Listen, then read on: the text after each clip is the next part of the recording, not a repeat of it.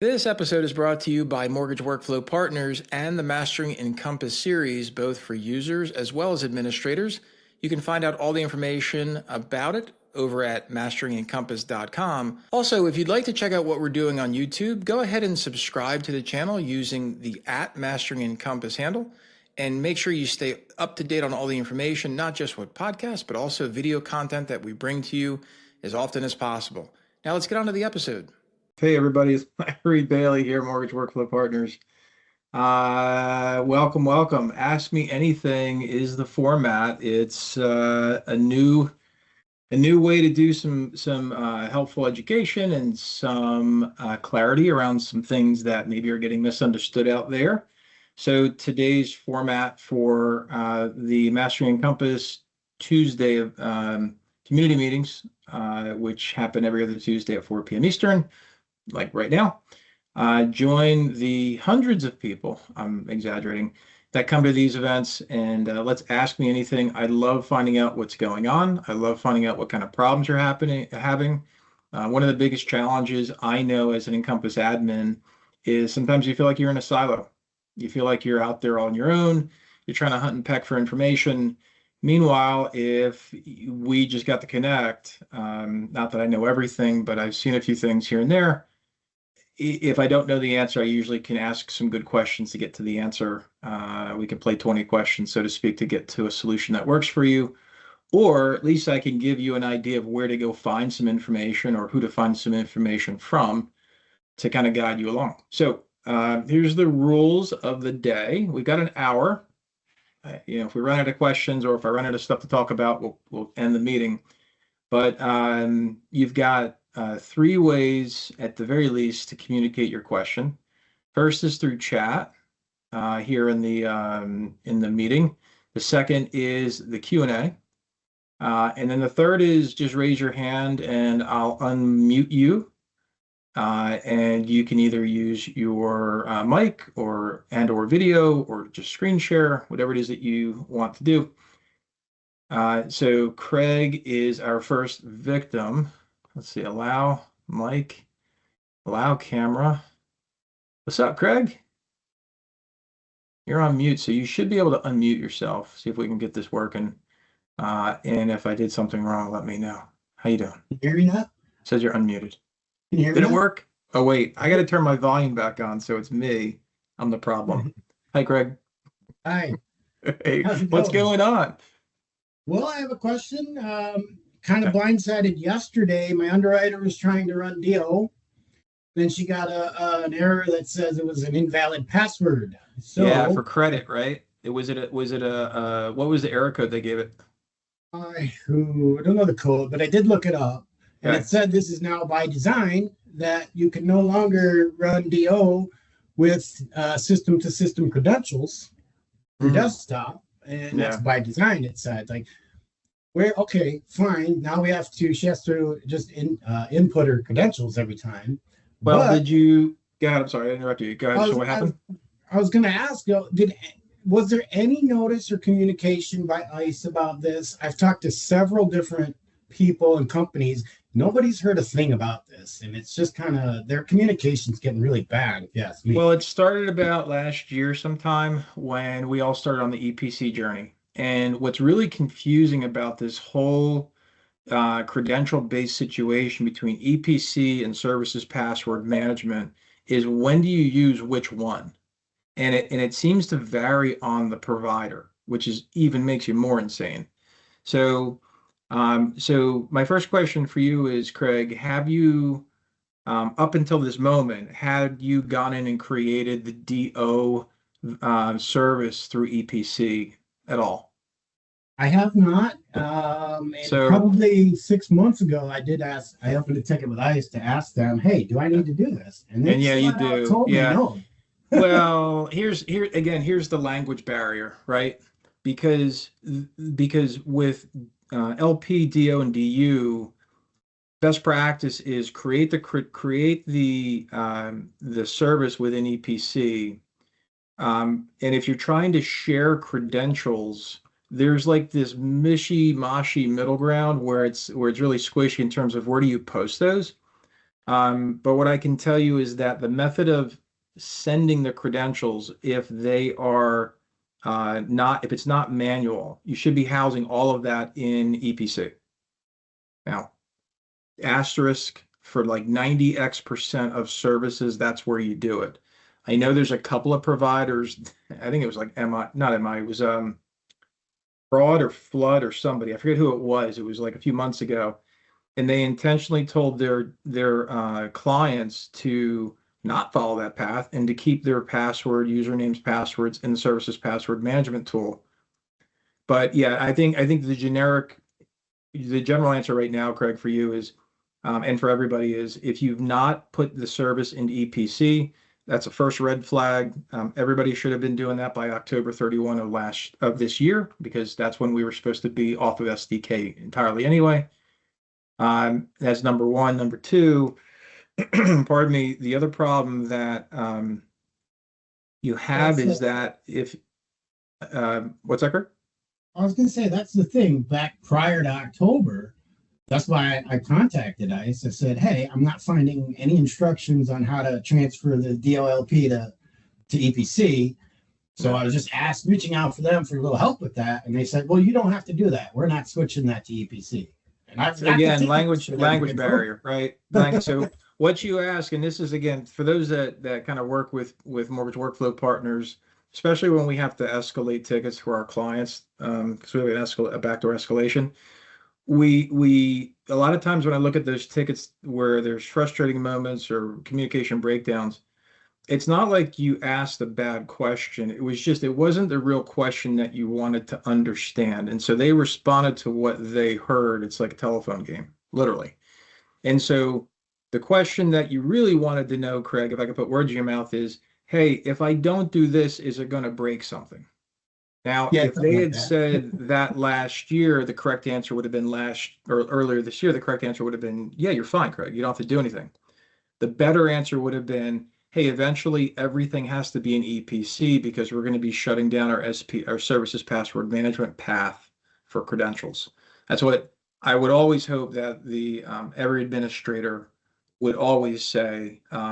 Really, since June of this year. I'm keep forgetting what year I'm in.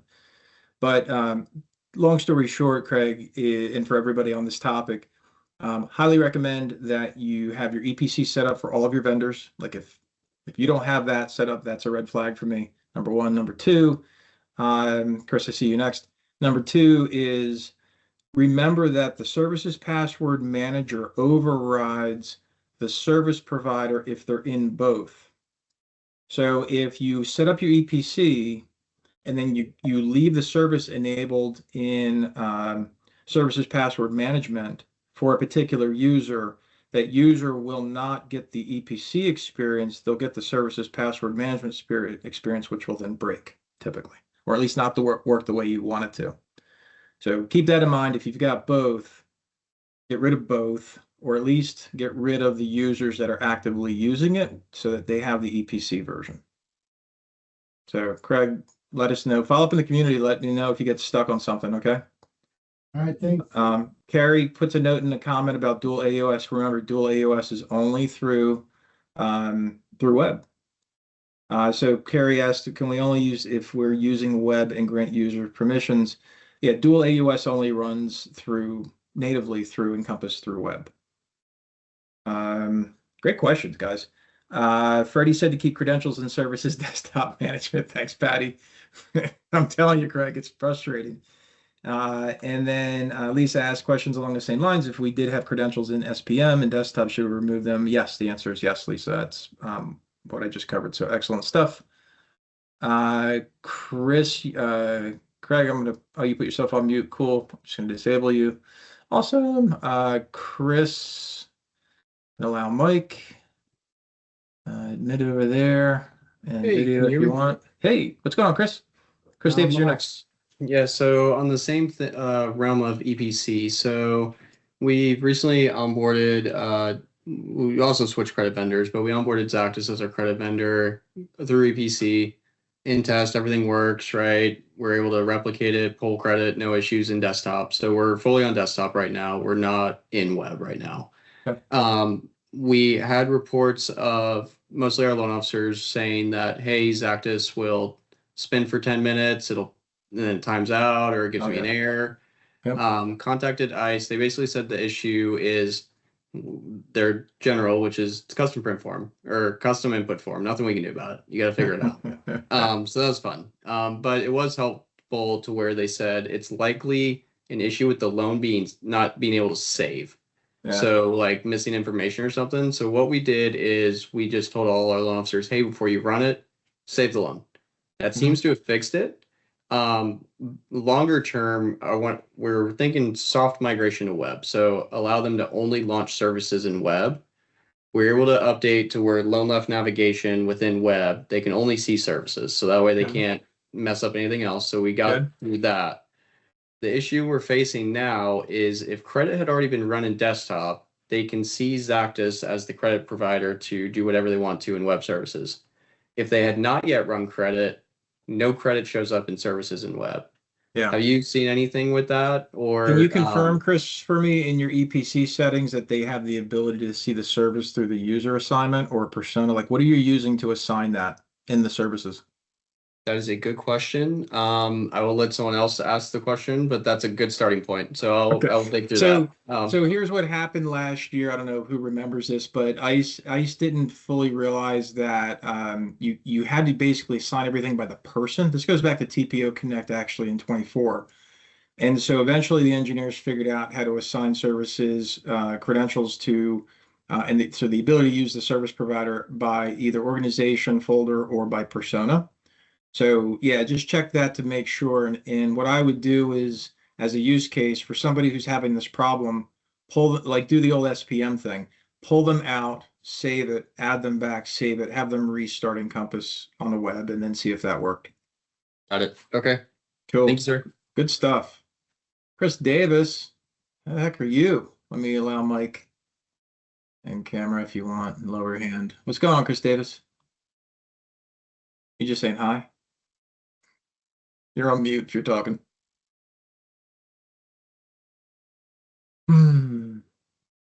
Gotta get Chris a new mic. Chris, I can't There hear we you, go. buddy. There you go. All right. I just need to learn how to use Teams, I guess, apparently. Well, yeah, I guess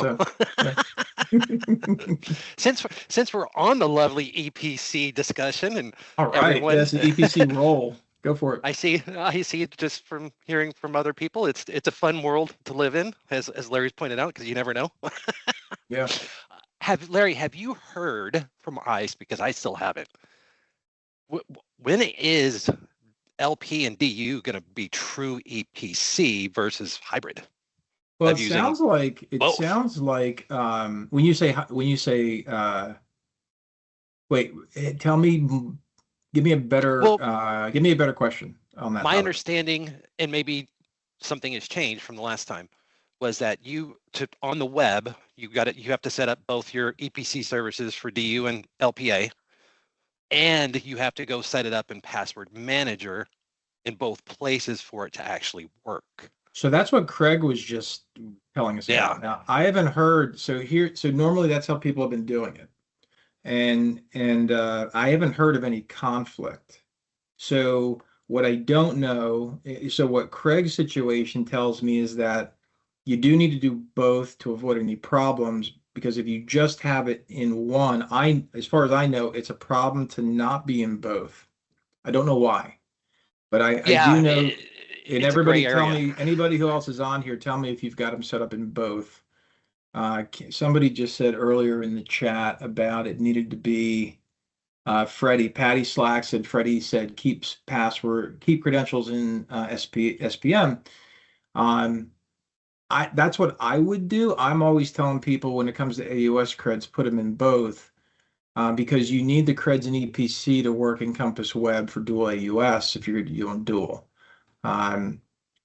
So I don't have a good answer for that on you, other than that's what I've seen work, but I don't know why, because we're in this muck, in my words, we're in this muckety muck of being in the middle between both. So no, it's the same credentials, Craig, for EPC for AUS.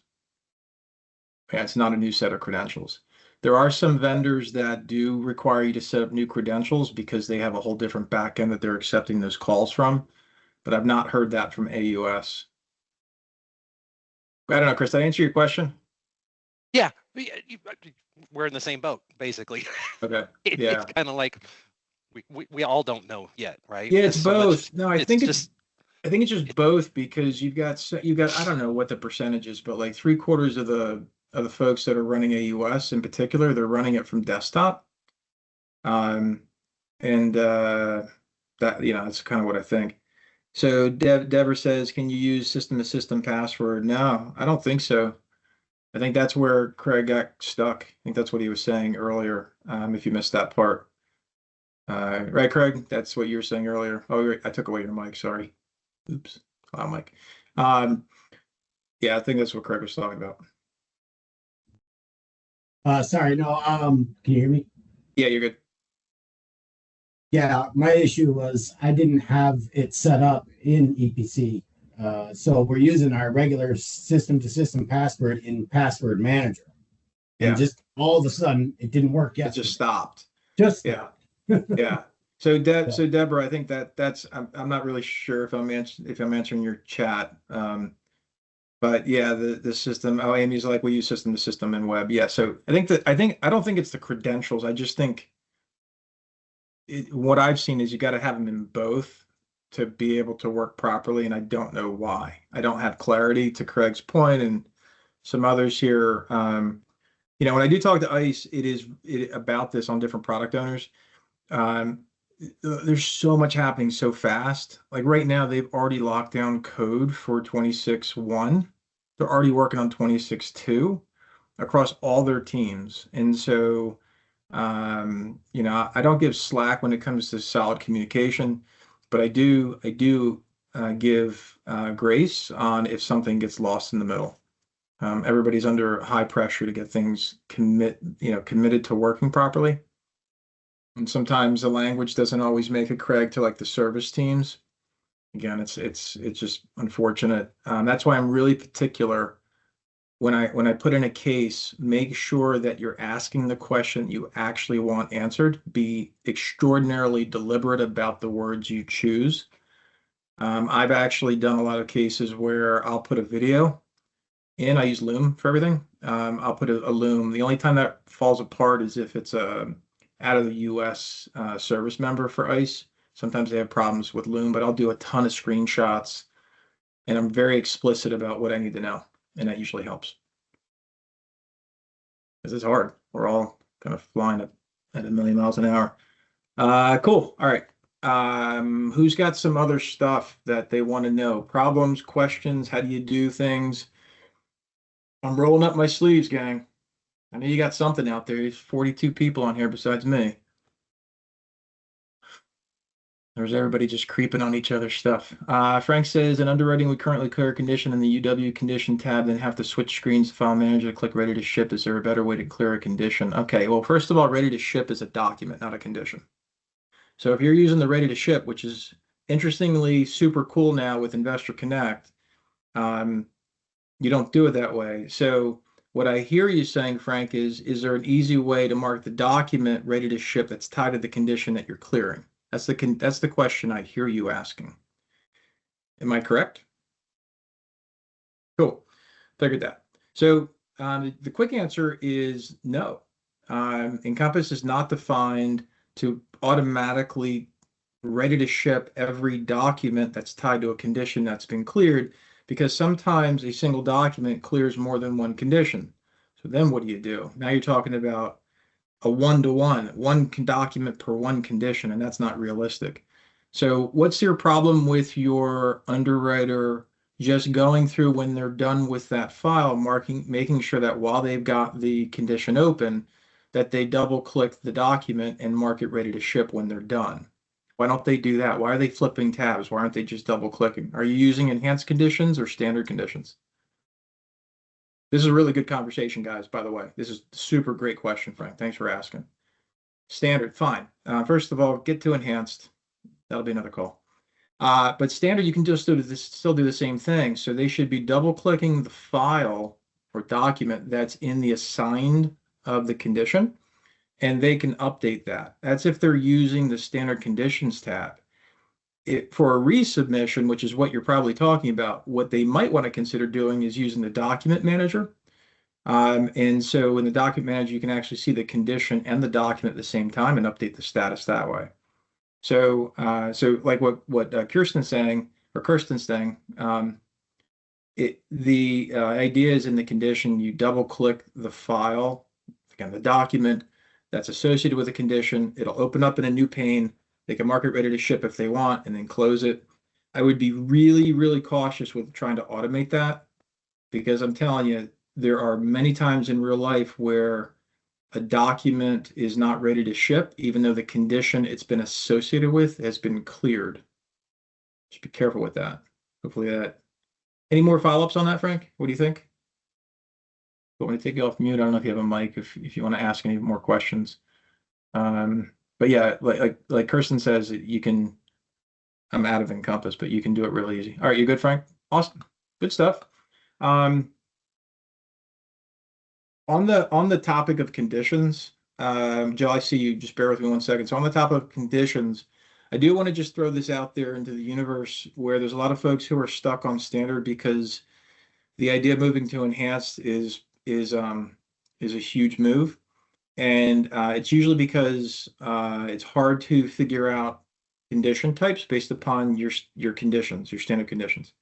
And I'll give you a little bit of good advice that's helped a lot of folks move over to enhanced. And that's if you export out all your standard conditions, and if you don't have an export tool, ask somebody for the export tool that you can grab from a couple different third-party providers. Usually it's free.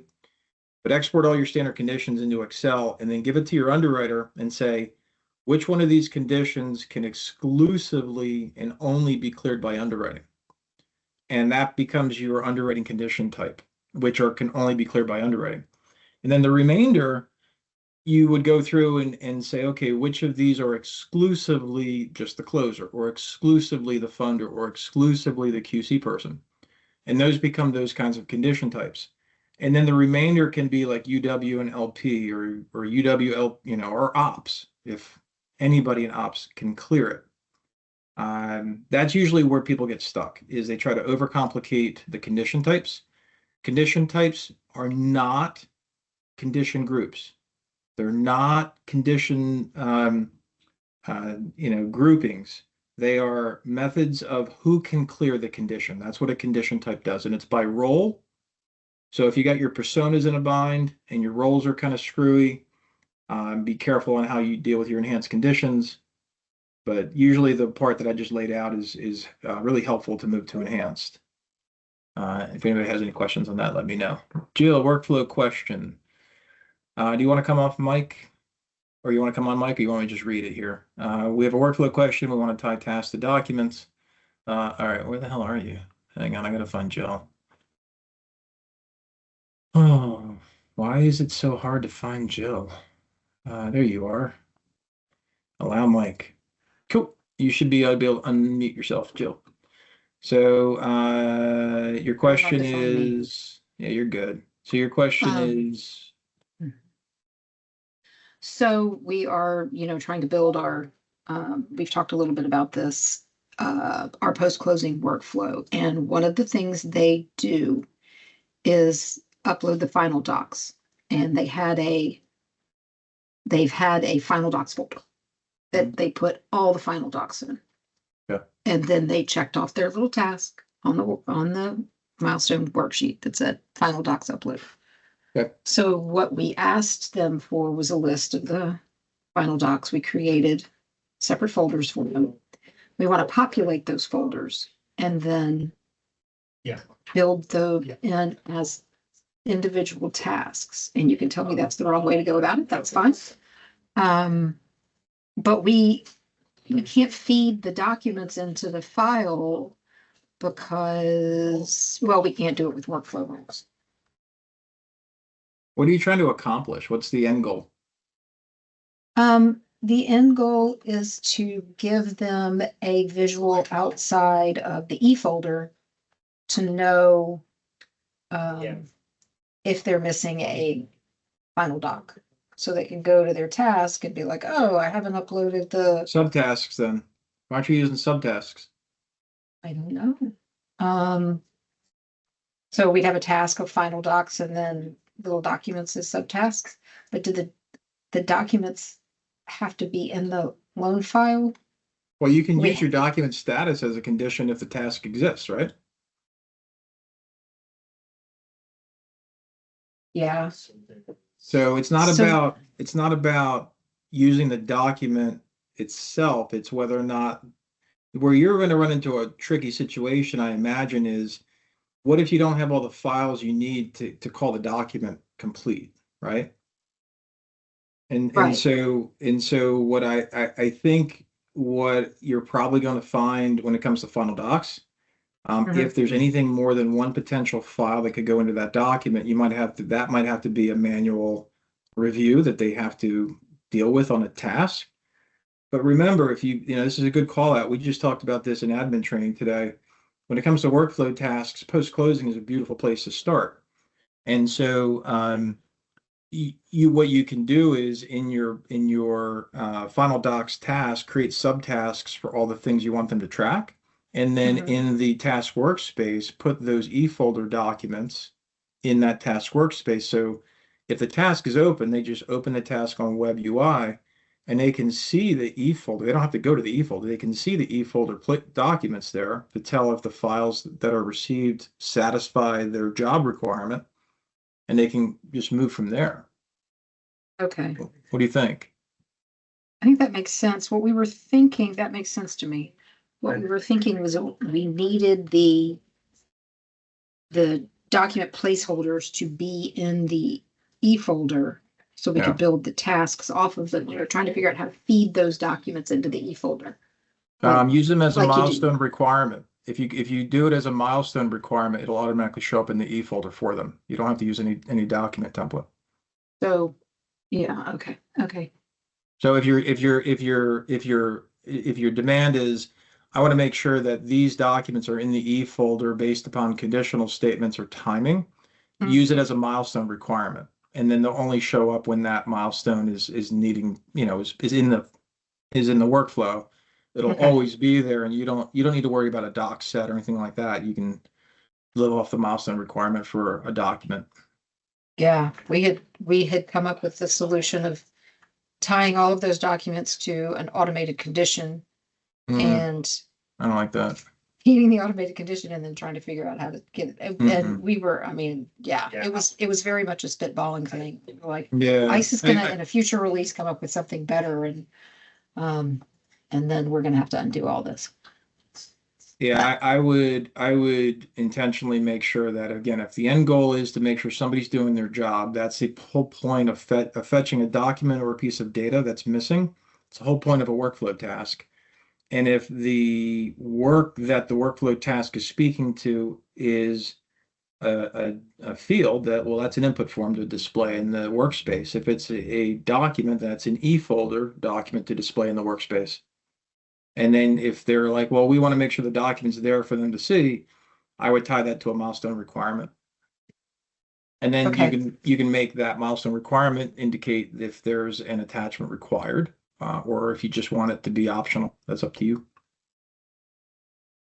Okay. And since there's a conversation about MERS going on in the chat, Yeah, I see that too. our first successful task, not that anybody's using it, but I am watching it, is we are adding a task to the loan if the MERS automation fails. Yeah, as a nested action, right? Correct, because Nice. that's what you told me to do, That's what I told you to do. and it works. So on this topic too, keep in mind that I think as of now, I haven't checked this personally, but supposedly I heard in September that as of November 2025, MERS was exposing all the APIs for automated TOS TOB.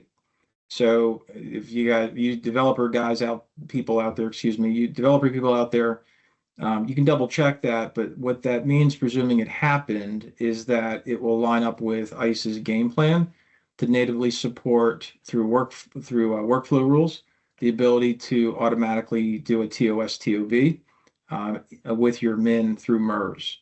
No third-party plugin is needed. because if the API is there, ICE can use it. So keep your eyes open on that.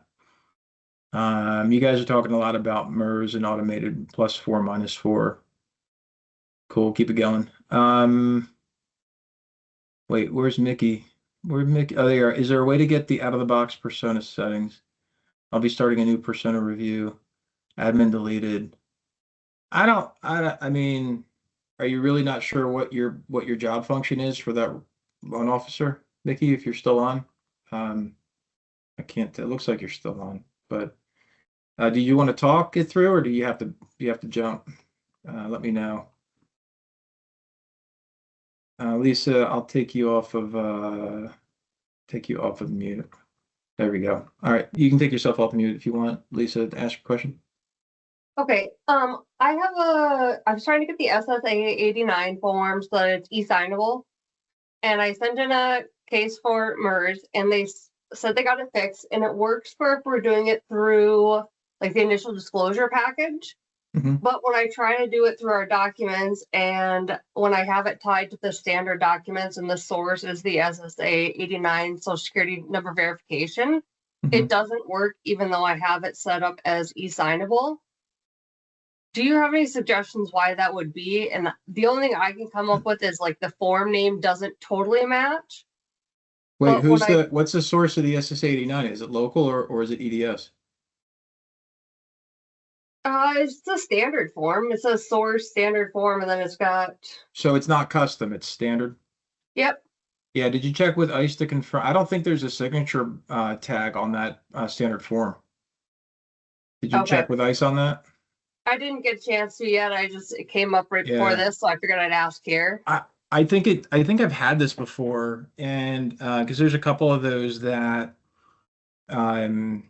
are wet sign only, and it's because ICE doesn't support. What you should do is go to the resource center and look under the forms library for that SSA 89 to see if there's an e-signable version that you can ask ICE to put into your disclosure package.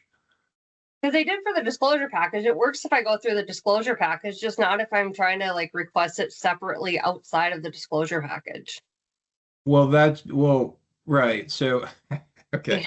So the reason why that is because locally there's no signature point on a standard print form. Okay. For that one, right? If you do it for like a 1003, it goes out for e-sign all the time, and it's because ICE programmed signature points on those documents when you make a request. But if you're seeing that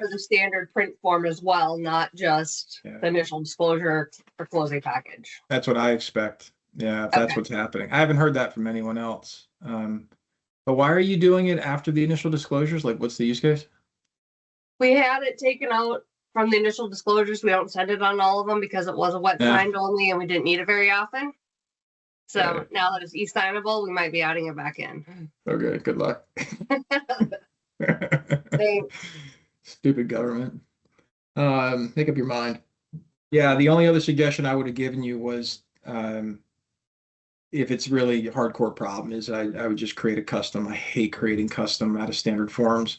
But if the business is like screaming that they got to have something e-signable, sometimes it's what you got to do. Good luck. Going back to Mickey's question, hopefully I answered. I didn't see if Mickey left or not, but Mickey said, as far as to go back to these persona things, we go over when we do these when we do these settings reviews, nobody's got good personas, like nobody. Even the clients that we support, we can only do so much after you go live. And even like there's probably folks on here from clients that we're implementing going live soon. A persona is a job function, right? We know this, admins. If you're not an admin and you hear the word persona, what that means in Encompass is it's a job function. So that means you're allowed or not allowed to do something that is considered a native functionality in Encompass. Business rules take away your ability to do stuff. Personas like user groups add the ability to do things or get to resources. So so the idea is, as far as the out of the box, what if you're ever stuck on a situation where you're like, our personas are totally out of control, what I would encourage you to do is just go to your settings report in your admin, in your desktop settings. Go run a settings report for a single persona. It'll print you off all of the settings from from all the tabs in your personas, and give that to the person, give that to the business, and say yes or no, and have them go through each tab. It's all broken down. It's very easy to read, and it's usually pretty easy for folks to understand, even if they're not Encompass admins. And just say yes or no. Yes access, no access. And then that becomes your defined job function.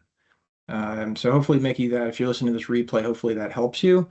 As far as what does it look like, if you're really, really, really stuck and you're really not sure, reach out to me in the community. I'll do a quick 5-minute thing. You can, or I'll send you, actually, I'll just do a loom, and I'll send you a loom of what the settings look like, because there's really no way to export a persona, because it's just not that way. All right, good stuff. You guys are rocking and rolling. We got another 10 minutes or 15 minutes or something. Question for the group while I'm waiting for you guys to ask a question. Question for the group. It's, there's 5 things I've always said, top 5. Is anyone having any problems with new doc viewer? Either tried to enable it and you had to roll it back, or your teams are just fighting you on moving to new doc viewer? I'm asking because the one thing in mortgage ops is the ability to basically copy a page of a file from one document to another while still leaving it in its original spot. A lot of companies like download and then upload to both documents, or upload to the new document. You don't have to download and upload that with new doc viewer. So I've heard folks, we have one client who actually had to roll back new doc viewer. It's a really weird situation, but by and large, I haven't heard anybody having that problem. So I didn't know if anybody had that. I'll take that as a no. Next thing I'll bring up is anybody, we talked about workflow tasks a tiny bit, but does anybody have any questions about how to implement workflow tasks, or if you want to know best practices, or how to successfully convince somebody that they're missing out? Sean's off to the races. He's totally bragging. He's telling everybody else you guys suck for not moving to new doc viewer and not using enhanced conditions. That's what I saw. Lisa, I see your question. I'm going to take Adam's first, please. So it says, Adam says, and Adam, let me know if you want to come on mic. Otherwise, I'll just read this out. It says our underwriting team reports when they pull in a certificate via the MI, they have to exit the file and go back in. I've seen this problem. It says that, and then they go back in and all of a sudden it's there. That is not the expected behavior. Who's the MI company, Adam, or were you experiencing this with all of your MI companies? If you don't mind answering that question when you get a chance. I'm asking because that experience is specific to the integration that MI company built within Encompass. What you're experiencing is lack of limited lock, multiple MIs. So I think there's something going on here with the limited lock with these MI integrations, because it wasn't that way earlier, but now I've been hearing more about this. Same thing with the quotes. Yeah. And so I think that there's something going on with these integrations that the MI companies built, maybe in a little bit of a rush to meet the October 31 deadline that didn't have to be October. But yeah, Jesse, thanks for putting that out there. Shared lock or limited lock, whatever, we'll call it shared lock. Optimal Blue already has it. They've been using it successfully. It means that while users in the file, the API can do its thing to update the specific areas of the loan which that API needs to update. So eventually that's going to be coming to everyone's API as long as it's built that way. And so that's the reality. Between now and then, it sucks to have to tell people to go out and back in. Totally agree. And so what I would encourage you to do is make sure that your executive team knows how much waste this is causing in your workflow. so they can apply the appropriate amount of pressure with their ICE representative and make sure ICE knows that this is causing some pain. They're always interested in knowing how their actions are helping or not really helping. Just be constructive about it. That's all. All you got to do. I missed something up here. Lisa, how do you convince them to use them? Oh, workflow tasks. Create value. You know, if I tell you to use this pen, and this pen does nothing special, why would you use this pen? You're going to say, Larry, I have my own pen. But if I tell you to use this pen and it's going to magically finish a workflow task when you put a check mark on your desk and it works, well, now you'll use it. So you got to create value. When it comes to workflow tasks, Chris, I'll talk to that question in a second. Move to web for workflow tasks. I don't think that's the right path, and I'll tell you why. Workflow tasks are there because the file's missing a piece of data or missing a document or something's wrong. And so, for MI, sorry, thanks, Chris. So, so the value other than having a checklist, it's actually the value of workflow tasks is you only need to work on what is missing. A checklist is static, meaning that it's always there. And if you say, well, we created a dynamic checklist on our desktop experience that dynamically changes based upon blah, blah, blah. To which I would say, that's great. You're just doing it in a very limited space with custom code on a single input form, whereas workflow tasks appear in a daily task list. So my recommendation to Lisa, to you to try to give you some conversation with your team is right now they're doing something in the file or doing something out of the file to document what's needed and when it was requested and when it's expected to come back. And so with a workflow task, not only can you tell them what's missing, you can also say, you don't need to worry about, I'm not even going to show you that task if it's already been finished or already been received. And if it is needed, it'll create a constructive method for you to document when it was requested and when it's expected to be back in when it's expected to be back in. And between now and when it's expected to be back in, it's not in my face. It's only in my face if I haven't received it by the time it was due. And that's the real value here. The real value of workflow tasks is I don't need to worry about something until I need to worry about it. And that's dynamically different from what we've all been doing in Encompass, which is I need to always see what's going on so I can figure out what needs to happen next. Because I'm smarty pants. I can figure this out based upon my dashboard or my pipeline view or my coloring or whatever. And that's the value of workflow tasks is I'm only going to show you, team member, of what I need you to do in this file for what exactly needs to be done and when it needs to be done. And so what I usually tell people is start with post-closing. This is what I said earlier today to the group and the admin coaching course. Start with post-closing at the very least, because post-closing is nothing but tasks, things that are missing, things that are requested. If I request something from you and I give you 2 weeks, I don't want to see that task come back in my face until 2 weeks. If it does come in within the next 2 weeks, guess what? That task doesn't repeat. It's gone. It's cleared. That's where the value is for most people. But you got to discover it, right? You got to figure out what's in it for them. If you can figure that out, easy. So Candace says you can check off what you've done instead of just seeing what's left to do. You can, but what if the system automatically checked it off for you? Okay.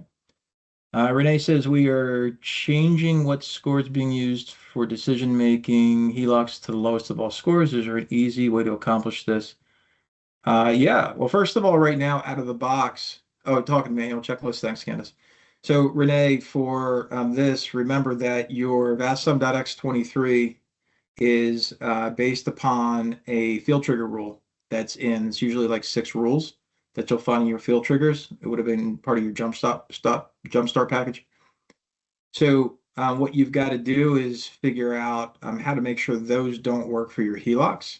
And you're going to change the mathematics of that field trigger for HELOCs to reflect the lowest of all scores instead of the mid. So that's a way, it's a field trigger rule. That's all. I mean, there's again 5 of them usually. So I would say if you're stuck after this meeting and you need more help on it, just post it in the community.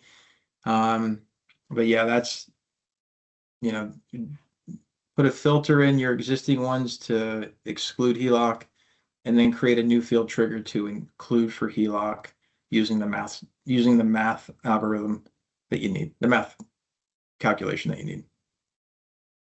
Advanced code. Yep, you got it. Cool stuff. Let's see what else is going on. I'm waiting for other questions.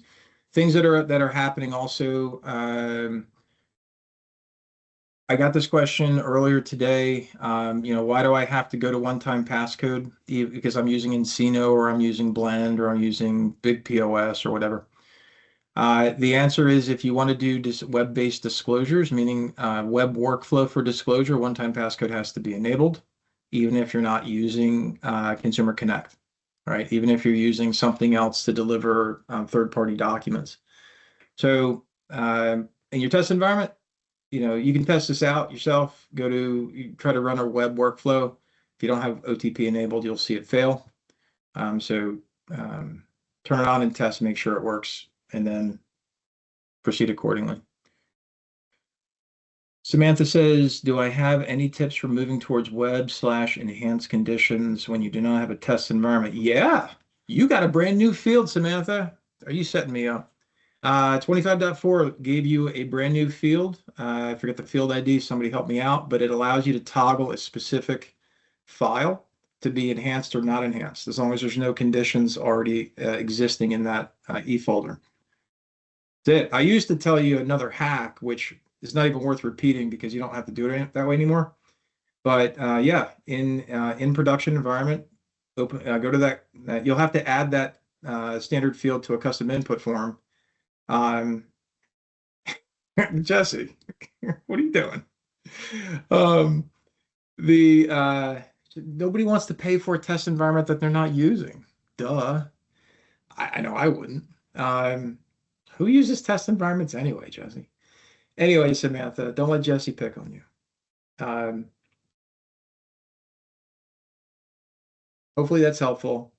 Use the field, trigger it to Y in that particular particular loan, and then go for it. Let me know if you're in trouble. Yeah, I know.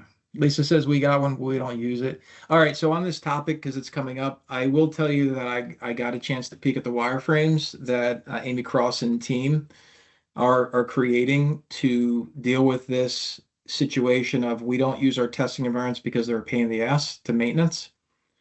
So at some point, we're going to have a web-based UI that will allow us to know which settings are not synchronized between production and test environments that we own or license through Encompass. And you'll be able to promote, kind of like the setting sync tool, but you'll be able to promote responsibly and securely and reliably between environments on a web UI panel. It looks super friggin' awesome. Can't wait to see it. But that will be a great day in the hood to be able to reliably not have to worry about the setting sync tool anymore, because that thing needs to, it has a horrible history of results because it does not do dependency validation very well. What am I missing here?